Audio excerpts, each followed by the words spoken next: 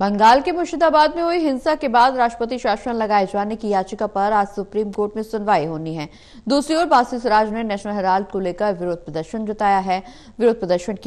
जताया है। इस महत्वपूर्ण मामले को लेकर भारतीय जनता पार्टी के महासचिव और वरिष्ठ नेता तरुण चुग से खास बातचीत की हमारे असिस्टेंट एडिटर ललित नारायण कांडपाल ने।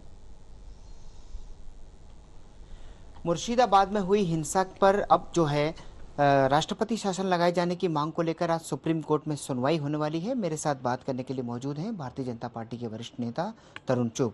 सर, कैसे देख रहे हैं सुनवाई? मां माटी व मानुष के नाम पर सत्ता में पहुंची ममता बनर्जी को अब माटी के मानुष भूल गया। अब उन्हें याद है मुस्लिम लीग, मुस्लिम वोट बैंक की राजनीति, इसलिए उपद्रवियों को, बलात्कारियों को, हत्याएं करने वालों को संरक्षण देना और रक्षक ही खुद भक्षक की भूमिका में पहुंच गए हैं। ऐसा जंगल राज आधुनिक भारत की मॉडर्न जिन्ना के रूप में ममता बनर्जी चला रही, जहां पर हिंदू शिक्षकों के साथ हिंदुओं पर अत्याचार, हिंदू बेटियों के साथ बलात्कार, देशभक्त सुरक्षा एजेंसियों के खिलाफ षड्यंत्र, ये आम बात है। आम नागरिकों को, व्यापारियों को, इंडस्ट्रियलिस्ट को निशाना बनाया जा रहा है।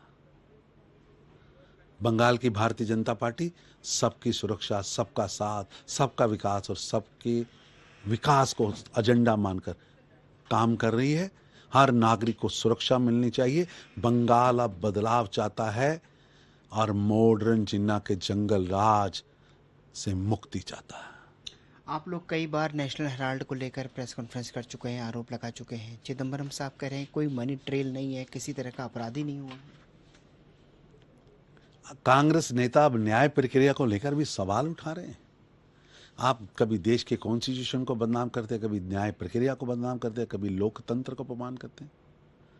नेशनल हेराल्ड सिर्फ एक मनी लॉन्ड्रिंग का मामला नहीं है, ये कांग्रेस की परिवारवादी महाठगी, षड्यंत्रकारी सोच, संस्थागत भ्रष्टाचार के सोच का प्रतिबिंब है। पी चिदंबरम जैसे नेता जो खुद ईडी के कई मुकदमे जिन पर चल रहे हैं, वो अपने मालिकों को खुश करने के लिए, भ्रष्टाचार पर पर्दा डालने के लिए झूठ का सहारा ले रहे हैं, इसलिए कि महापरिक्रमावादियों की सूची में खड़ा हो सकूं। देश की जनता आज जानती है कि आज की कांग्रेस की सोच, कांग्रेस का डीएनए, कांग्रेस का संगठन पूरी तरह घोटालेबाजों से भरा पड़ा है।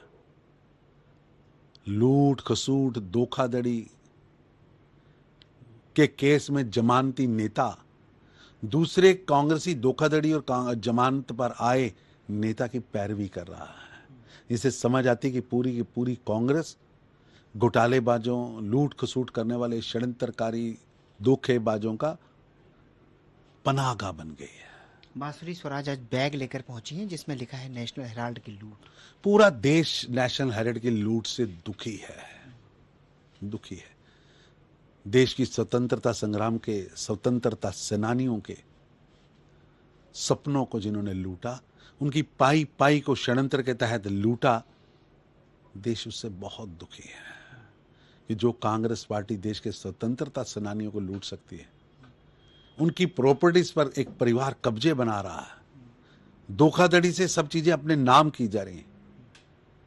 ये घटना दुखद भी है और सब पूरे देश इससे स्तब्ध है। राहुल गांधी ने जो चुनाव प्रक्रिया पर सवाल उठाया था, उसका महबूबा मुफ्ती समर्थन कर रही है। राहुल गांधी जी जैसे नेता विदेशी धरती पर देश की और देश के लोकतंत्र की संस्थाओं को लगातार अपमानित कर रहे हैं। मैं उनसे पूछना चाहता हूं, क्या महाराष्ट्र में 98,114 बूथों पर उनके इलेक्शन एजेंटों ने इस चुनावी प्रक्रिया में कोई इतराज का पत्र भी दिया है? क्या उन्होंने मशीनों को बंद करते समय या बंद करने के बाद का सर्टिफिकेट पर कोई इतराज जताया था? क्या 288 विधानसभा के इलेक्शन एजेंटों ने और हजारों काउंटिंग एजेंटों ने पोलिंग के समय और पोलिंग के बाद काउंटिंग के समय कोई इतराज जताया था? नहीं। कांग्रेस और पीडीपी जैसे इंडी गठबंधन के दल भारत, भारतीयता, राष्ट्रवाद, भारतीय लोकतंत्र की संस्थाओं, भारत के संविधान को बदनाम करने का एक षड्यंत्रकारी एजेंडा चला रहे हैं। आप सब मिलकर पहले देश की जनता को लूटते हो। जब लूट का मास्टर प्लान बनाते हो, लूट पूरी होती है, जनता उसकी सजा देती है। सजा मिलने पर चुनाव योग पर सवाल उठाकर आप अपनी हार का ठीकरा लोकतंत्र पर फोड़ रहे हो।